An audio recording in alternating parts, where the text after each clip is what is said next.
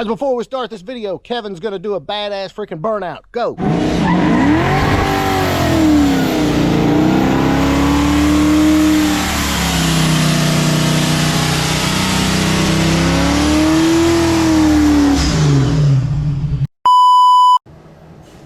Guys, I'm just saying, somebody tells you they're doing a budget build, they're lying to you. Just run.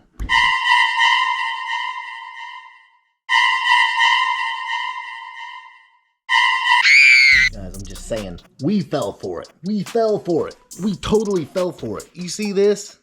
See this right here? We got the whole van for like 800 bucks. We're like, budget Windsor swap, right? Yeah, you see that? Dirt cheap, low miles. All we gotta do is pull it out. This thing was clean as it could be from top to bottom. We're like, this is gonna be super simple. It's gonna be super cheap, but guess what? Not the case.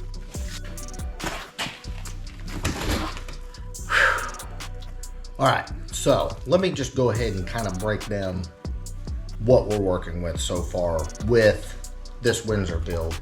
And I'm gonna tell you, it's a lot deeper than we anticipated. So let's just say you've got a budget 351 like we did. Here's the deal. It's not worth it. It's not even worth it to put this engine in your car with the stock heads, the stock cam, all of that. Totally not worth it. The reason is this cam is designed for a van. A van, not a lightweight Fox body trying to go fast. Can you theoretically reuse the heads because they're essentially the same? You can. But are you going to all this time, all this money, all this effort for like 220 horsepower? Guys, let's be real. This Windsor with this cam and this heads, if it made 200 horsepower at the wheels through that automatic, I'd be very surprised, which is essentially around where a stock Fox body is gonna make. So just because it's a 351 and your Fox is a 302, doesn't mean all of a sudden you're gonna make a bunch more horsepower. Guys, if you don't believe me, check this out. My buddies over at LMR did a dyno test on their 95 Lightning. Guess how much power it made with better intake, better cam, better heads, and a few minor bolt-ons. 210 horsepower, 275 foot-pounds of torque. Let me say that again, 210 horsepower. Woo. So look guys, I'm not in any way dogging the 351. It's a great base for exceptional power, but just like the 302, you gotta build it. Just because it's a 351 doesn't automatically mean that all of a sudden you're gonna go fast. So real quick, let's talk about our parts list. We got a set of cylinder heads used with roller rockers, intake for carburetor, camshaft, Fox body swap headers, oil pan, pickup, and dipstick. And that's just the basics. Literally just the basics. We still gotta get push rods. We still have to get link bar lifters because this is a non-roller 92 model block. If we wanted to run accessories, we'd have to have brackets, depending on the trans.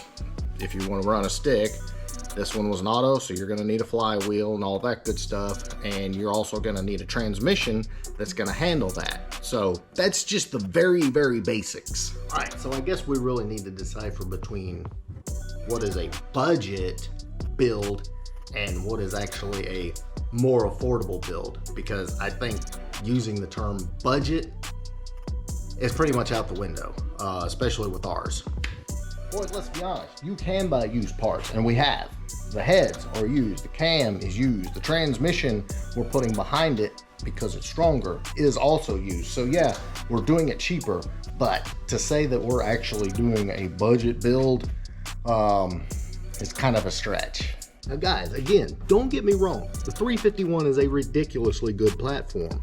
The block is stronger than a 302. You can stroke and bore it far, far more than you can a 302. But what I don't want you to do is think, hey, just because I got a cheap motor out of a van, that all of a sudden I'm gonna make a bunch of horsepower for basically no money by doing this swap.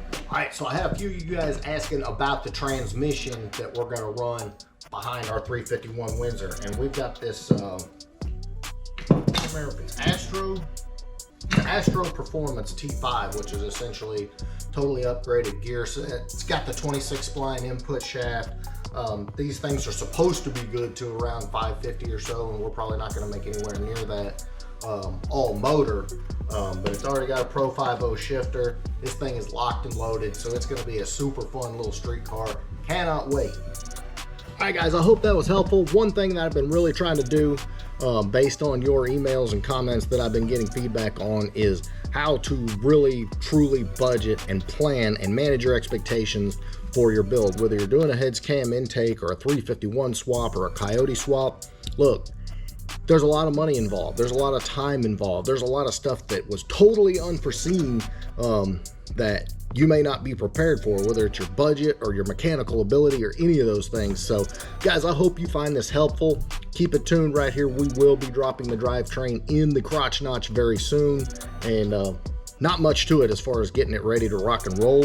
So first drive coming soon too. So guys, I hope you enjoyed this one. If you got some value out of it, please drop me a big thumbs up. Make sure you smash that subscribe button. We'll catch you on the next one.